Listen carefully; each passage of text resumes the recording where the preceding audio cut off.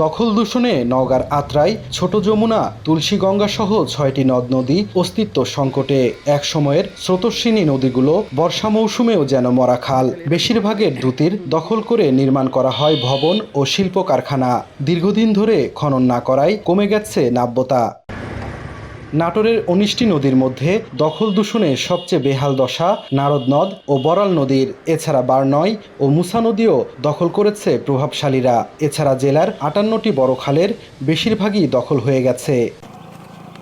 চাঁপাইনবাবগঞ্জের ৪টি নদীর মধ্যে মহানন্দায় রাবার ড্যাম ও পাগলা নদী খননের কারণে নাব্যতা থাকলেও পুনর্ভবা ও পদ্মা নদীতে পানি নেই। জেলার বেশিরভাগই খাল দখল আর দূষণে অস্তিত্ব সংকটে।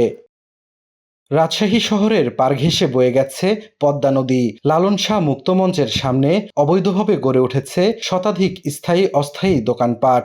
জেলায় একই অবস্থা অর্ধশত স্থানে। এছাড়া বড়াল, নারদ ও হুজ্জা নদীতে বাদ দিয়ে ধান ও মাছের চাষ করছেন স্থানীয়রা। সবাই দখল করে ঘর বাড়ি বা ওই জমির ধার বান্ধা একেবারে মানে দখলই হারায় ফেলছে। খালের কোনো দখলই নাই।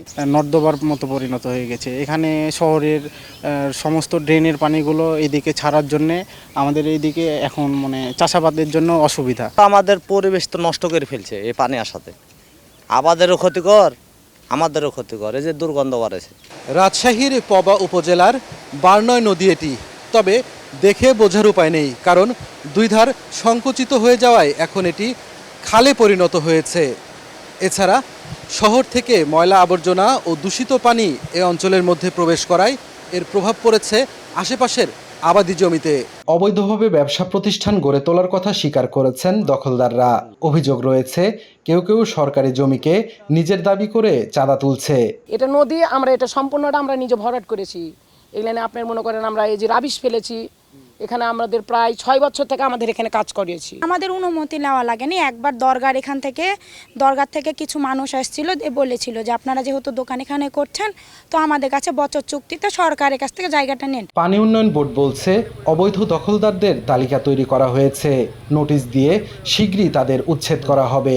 যেসব নদী আছে যেগুলোর খনন প্রয়োজন পর্যায়ক্রমে ব্যবস্থা গ্রহণ করা হবে। প্রকল্প দাখিল করা আছে, প্রকল্পটি পাশ হলে এই নদীগুলো খনন করা হবে। অবৈধ দখলদারের একটা তালিকা আমরা অলরেডি জেলা প্রশাসনকে দিয়ে রেখেছি এবং সেই সাথে জেলা প্রশাসনের সাথে সমন্বয় সাপেক্ষে আমরা পর্যায়ক্রমে বাজেট এবং বরাদ্দ প্রাপ্তি সাপেক্ষে সব জায়গায় যে অবৈধ দখলদার আছে তাদের উচ্ছেদের আওতায় নিয়ে আসবো। সরকারি নির্দেশনা অনুযায়ী কয়েকটি মৃতপ্রায় নদী ও খাল দখলমুক্ত করে সংস্কার ও খনন কাজ শুরু করার কথা জানান জনপ্রতিনিধি ও বিভাগীয় কমিশনার।